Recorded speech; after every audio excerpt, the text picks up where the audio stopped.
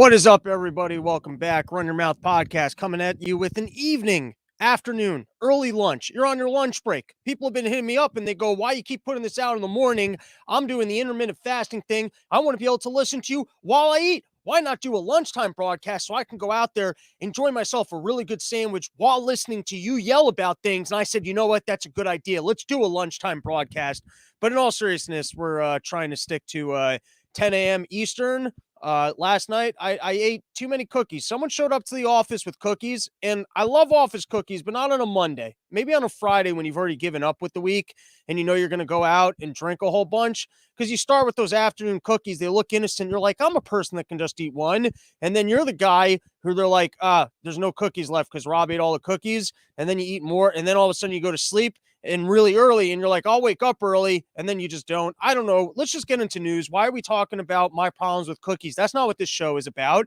This show is to try and bring you guys the news, everything that's going on in the day, and there's some big stuff happening. So here is today's stories, what we're going to be getting into. Let's do the rundown.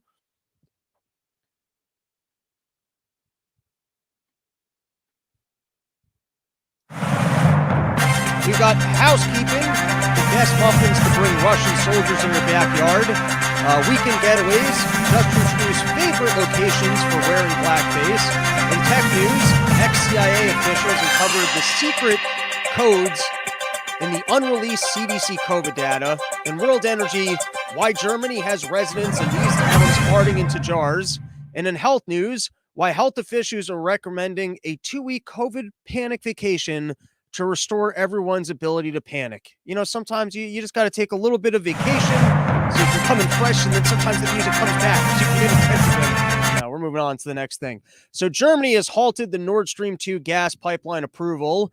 And is it starting to see like this entire thing maybe it's just about some pipelines? America just didn't want, are we all going to get our piece of the Burisma profits? Is that what's going on here? Hunter Biden got his dad in office, and so that he can make sure that that thing never went off and that the Ukraine keeps making all of its natural energy money? Or is Germany just being charitable? Has Germany just decided, you know what, I'll pay the Americans more money for the exact same stuff? You know, they owe it. Well, they got this senile guy in charge, so we'd like to do everything we can to keep him in power. And so if we have to pay more for our energy, we'll do that.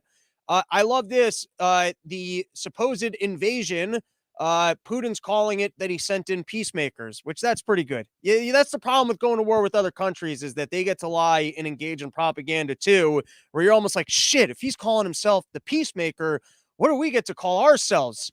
We're the doves of peace. We're the compliance officers for the peacemakers. Gets a little bit tricky.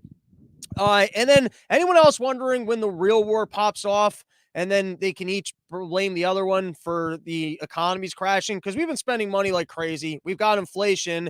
And so, you know, it's pretty convenient. You get a war started, and then you get to stand there like, he started it. Yep. We would have been fine if it wasn't for that Putin fella. We were cooking along. Our economy was great. But then that Putin guy decided to invade Ukraine. And even though we're on the other side of the world, we couldn't just let them go into Ukraine and fuck up my Burisma profits. By the way, I don't know anything about the Burisma profits. I'm just, this is theoretical and unresearched at best at this point. But I hope to do more research and then prove that I was right, because I got a pretty good track record of pulling things out of my ass. So I like to go with my instincts. Hey, there's a feeling and a sensation in my butthole. And then I go, here's a kernel of knowledge. And then I go research it. And more often than not, that kernel of knowledge that I felt brewing in my butthole turned out to be accurate. And I'm hoping that this will just be another case of maybe there were other prophets that got their, their insights out of their asshole too. I don't really know the way things worked in Bible times. So just to let you know what's going on here is, here's what's really going on. You basically got everyone's pissed off with Germany over Nord Stream. You know, see Germany sitting there and they're just like, I just want some cheap energy. Is that such a big deal? I'd like, look at this. I'm living a good lifestyle now. My people, we got cheap energy. It's kind of like when you got a friend who's got a new crazy girlfriend, and everyone's warning him. And he's like, yeah, but you don't understand. The blowjobs are so good. And the friends are like, I don't think this is a good idea. And he's like, I can't, I'm looking at the back of my brain right now. like, because he's just jizzing himself all the time because he's getting those great blowjobs and his eyes. He's like, I can't hear you. I'm trying to look at the top of my brain. And so you keep warning him. You're like, listen, I don't think that this is a good idea. And he's like, I don't know if you realize how good these blowjobs are. And then you're like, well, can I come experience it? He's like, no, this is my crazy girlfriend. You got to go get yourself your own crazy girlfriend. And so you keep warning him. He keeps getting blowjobs from the crazy girlfriend. And then the next thing you know, he's relying on these blowies. And so she moves into the house and then somehow gets a restraining order on him against his own house. And then, the friend's like, okay, no more Nord Streams, all this reliance on Nord Stream. I've learned my Nording lessons. And so I think that's what this is all about. I think for some reason, our people, our oligarchs, they're like, we can't be having this Nord Stream thing going off. And so they're making a whole stink out of it, trying to get Ukraine up into a war, trying to make sure that this Nord Stream thing doesn't happen. Can't say for fact, but now they're saying that that Russia's invaded Ukraine. Except if you needed more proof of the fact that our lives, we are basically just living in a Monty Python sketch. So apparently Putin hasn't invaded Ukraine. There's these other areas called the Donetsk People's Republic and the Luhansk People's Republic. It would be great if the Donetsks were also at war with the Luhanskis. If these are very different people's republics. They get along. They both agree that people should be able to have the republics, but they want to be a part of a different people's republics. It'd be great if these people actually hated each other more than they hated Ukraine. They both could be in agreement that they didn't want to be part of Ukraine, but don't be affiliating me with the Luhansky people. I'm not a Luhansky. I'm a straight up Donetsk. That's the lifestyle I'm living. So here you can see it on the map. It looks like the little chicken bone on the bottom. And it doesn't seem like it gives Russia a strategic advantage for invading. It looks like Russia's already mostly surrounding Ukraine, so I don't know why taking that little area when you already border Ukraine would help. But, you got separatists in there. I don't know what a Russian-backed separatist is, but Russia was like, you know what? You don't just have to be a Russian-backed separatist. You can be full-on Russia, or we can come in and help back you even more. Because when we were backing you, but it was being done from this line, we could get your back even more for doing it right up against your backs. And so now you have, in response to this, the world leaders, here's the headline: EU sanctions against Russia could be ready by Tuesday evening. You don't have these ready? You've been talking about it. It's like you're going, oh, now you really done it. Now we were saying that if you went in there, we were going to sanction. How would war work? You'd have to be like, shit, our tanks aren't ready. We're going to come in. It's like you're trying to get into a fight with someone and you're like, hey, I'm really going to punch you now. And it's going to happen really quick. So you better be careful because I'm about to punch you. And it's going to be quick because I know karate. And then you won't even know that I punched you. It's like, just do it. If you're going to do it, just do it. How can you be readying something that will be immediate? Like if you're going to do something immediately, just do it. You don't need to do 20 minutes on, hey, we're going to take immediate action, and then conferences about the immediate action that you're going to take, and then debating about the immediate action. That's not immediate action at that point. All right. And then here's more on these sanctions. So apparently, he suggested it wouldn't be the full slate of punitive sanctions that the EU has prepared if Russia moved to take Kiev. I wouldn't say that's a fully fledged invasion, but Russian troops are on Ukrainian soil. And this is how much of a genius Putin is that they were apparently ready with sanctions, but then he just inched in a little bit. How many more areas can he just inch into and be like, hey, not in Ukraine yet? Like that old thing when you're a kid, I'm not touching you. I'm not in Ukraine yet. I'm almost in Ukraine. I'm not going in Ukraine. I'm not in Ukraine. So now he's left the world's leaders confused. We're like, do we have half sanctions? How do we sanction but not fully sanction because he hasn't actually invaded?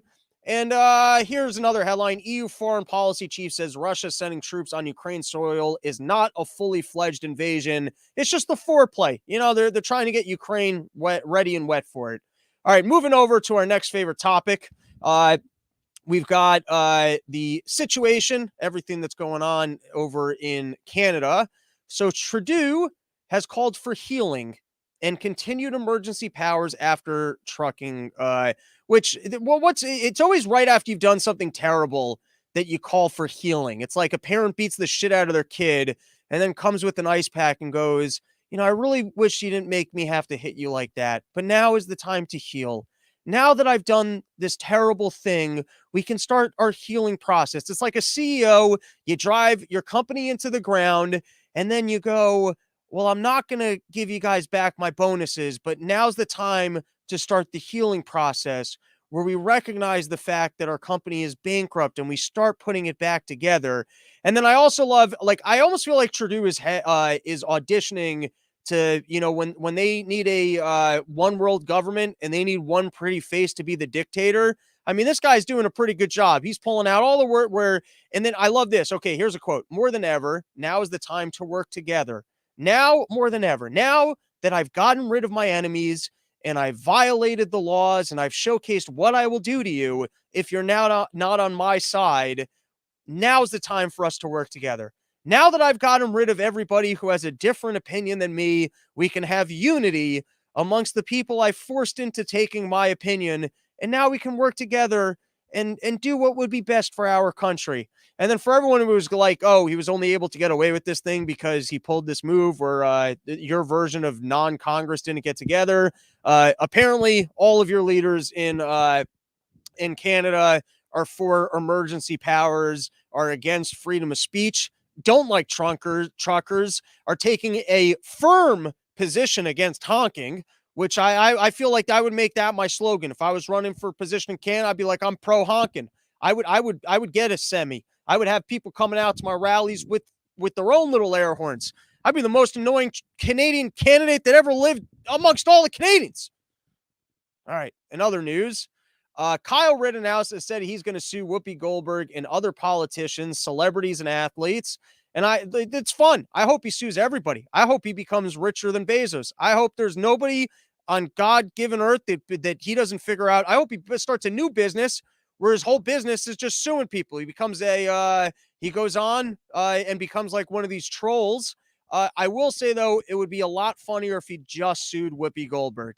And like for everything she had, like if he just gave up on suing anyone else and just went after Whoopi, that could be a good time. Here's our latest COVID news. So I got an article here that was saying, as COVID-19 booster shot may provide protection for years, study finds. And I would like to point out, firstly, it may provide. So, it's possible. And then here's another quote. Biotech or Moderna shots help to produce antibodies that could be effective against yet unseen mutations. Now, here's the key line. You ready for this? Even though the vaccines were not specifically designed to protect against variants. Isn't it amazing how they're starting to leak all the information that we've been talking about for a really long time? Now it's not, hey, there's natural immunity, but there's, we don't have to worry all that much because a lot of people have already been infected and so they can't get affected again. I'm pretty sure that's natural immunity. Now, all of a sudden, they're not saying, hey, the vaccine wasn't designed for the mutations. Well, I guess that's what they're saying. That's literally what they just said. That's literally what I just read. So maybe my point was that I'm an idiot. Maybe that's the point that I was trying to make. Continuing, even though the vaccines were not specifically designed to protect against variants, if people are exposed to another variant like Omicron, they now get some extra ammunition to fight it. Just a little bit extra ammunition. Does it do anything? Is it extra ammunition going into this is almost like that the scene at the end of Butch Cassidy and the Sundance Kid, where like they're about to run out into that entire army of people and get killed, but they got a couple extra bullets. So, if you're going to be running into certain death, you might as well have a few extra bullets with you. No information about whether or not it works. A total admission of the fact that it may not work. You can read this the other way and go, oh, the COVID vaccine might not work for variants. We actually don't know. And it's not designed to work for variants, but hey, it might give you a little bit extra. All right. And then let's continue with COVID. Here's some other news. The CDC isn't publishing large portions of the COVID data it collects. New York Times. Can someone please go down the archive of part of the problem where I was saying, hey, it's clear to me that the CDC would have the data for us to be looking into and making important decisions about who needs to get vaccinated, how well these vaccines are even working. And it's clear that they're just not sharing the data with us, in my opinion, because they're shilling for big pharma. They're not there to give us relevant information so that people can do their own analysis. They're there to make sure that, big pharma can make its profits. Why do we have to spend billions of dollars and have 40,000 employees at a centralized authority to make sure that big pharma can, force us to get vaccines and make money? I can't explain these things to you. But if somebody out there, Steven, you said you were going to do some post-production work. I'm calling on you to take a break from freezing semen and to go find all the clips where I was saying that the CDC had the data but just wasn't sharing with us. And then if you could just put it out literally with this article and headline, then, maybe more people will tune into the show. All right, so let's read select pieces from this article. Cherry picking here. So here's the first one. For more than a year, the Centers for Disease and Control and Prevention has collected data on hospitalizations for COVID-19 in the United States and broken it down by age, race, and vaccination status. Amazing. So you could be potentially looking at, each age, how at risk they are. And we could have been seeing from the outset of this thing, I guess, breakthrough cases or at least breakthrough hospitalizations. Amazing that they, I guess, had this data the entire time. Let's continue. When the CDC published the first significant data on the effectiveness of boosters in adults younger than 65 2 weeks ago, and left out the number for a huge portion of the population, 18 to 49-year-olds. The group the data showed was least likely to benefit from extra shots because the first 2 doses already left them well protected, or maybe they never needed to be vaccinated at all. What a convenient way to spin this, New York Times, that they've left out the evidence about the 18 to 49-year-olds, the people that don't die or get hospitalized from COVID unless they already were super fat, had a half a lung, a liver that didn't work, and were, diabetic because they like Cheetos that much. How convenient to go, oh, we're just not giving us the insights that we need to evaluate whether or not certain individuals needed a booster, without acknowledging that it's also the same relevant data to establish whether or not people even needed to be vaccinated. All right, next piece of this article. 2 full years into the pandemic, the agency leading the country's response to the public health emergency has published only a tiny fraction of the data it has collected, several people familiar with the data said. All right, I mean, how's that for transparency? We spent a lot of money with an organization. There might be other people who could take a look at the data and go, hey, think you're getting some of this wrong, or independent doctors be able to make decisions for their patients. And the data is available. We're paying for the data, but they're just not sharing it.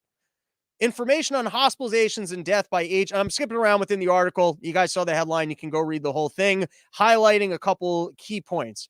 Information on hospitalizations and death by age and vaccination status would have helped inform whether healthy adults needed booster shots or, as I've already pointed out, even needed to be vaccinated.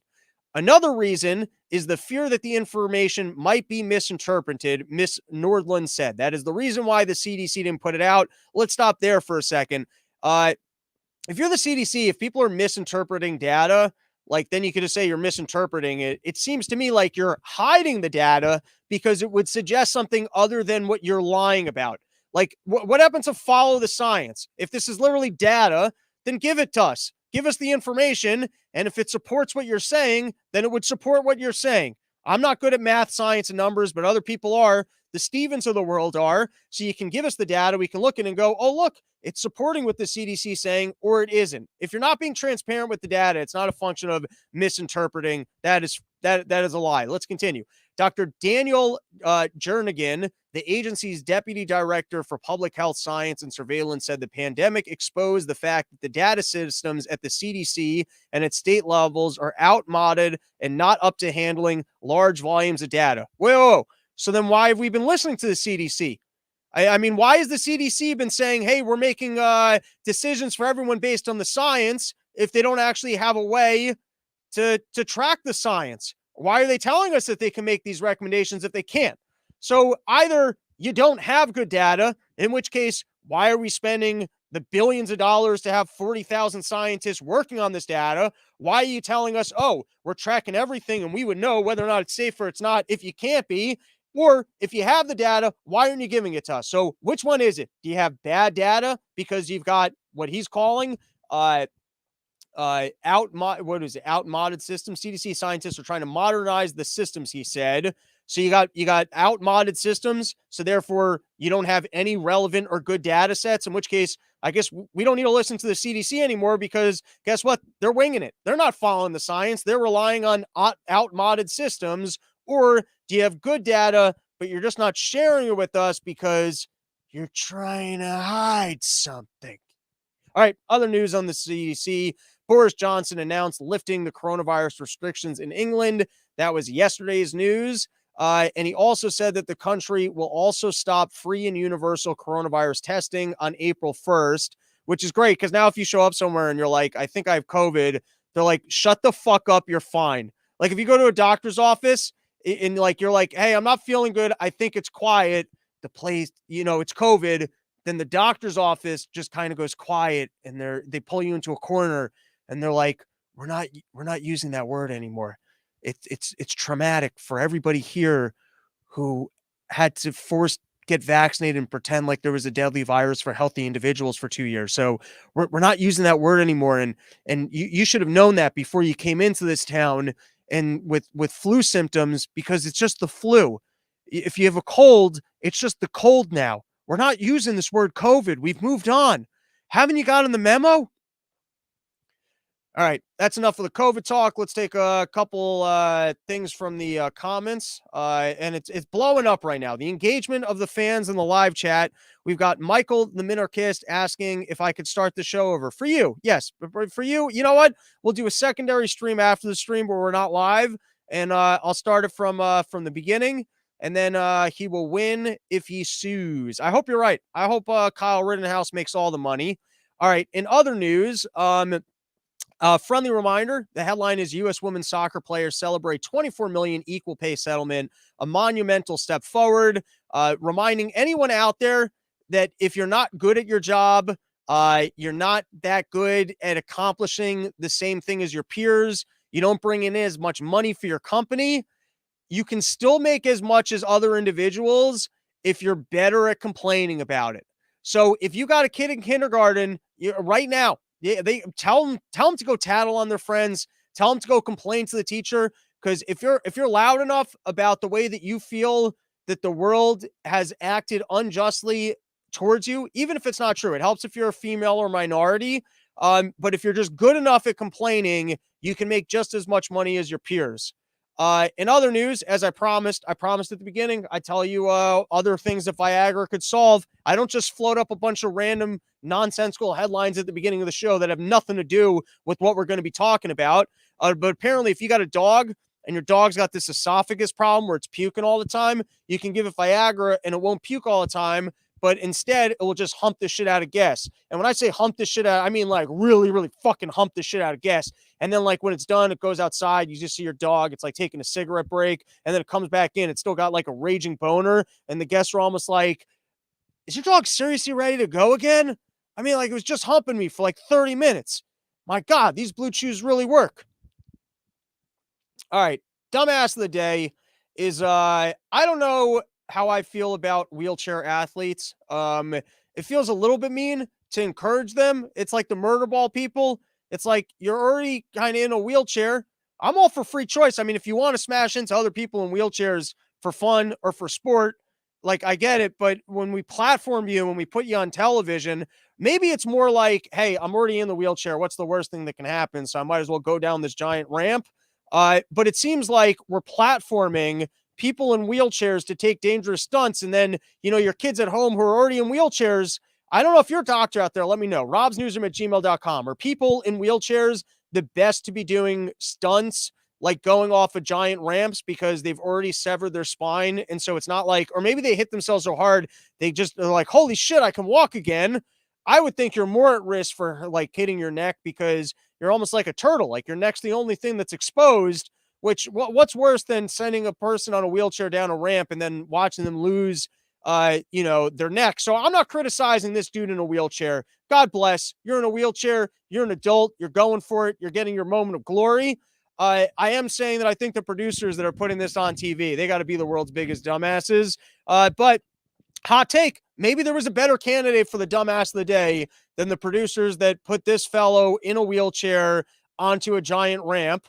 But I will say that he wipes out the first time, and it's probably the funniest wipeout you've ever seen. Funnier than these female Olympic athletes hitting the fence while skiing. So let's give it a watch. 9, 8, 7, 6, 5, 4, 3, 2, 1.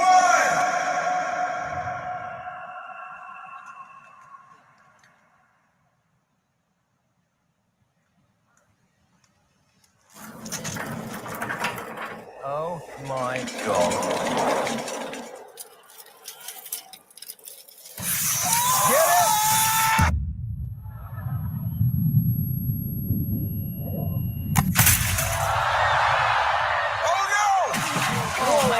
I mean, the fact that that guy survived that is, I mean, that's the most remarkable thing that I think has ever happened in human history, that a dude was able to face plant just like that.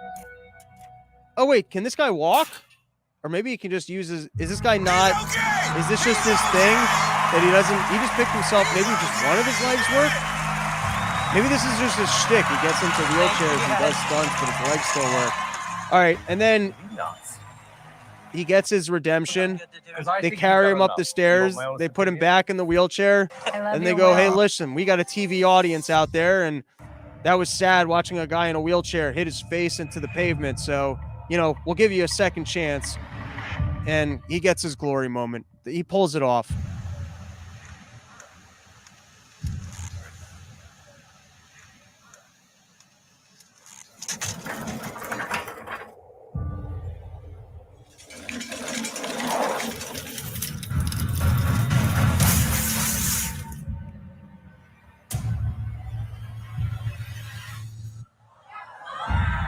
Beautiful. Look at that landing.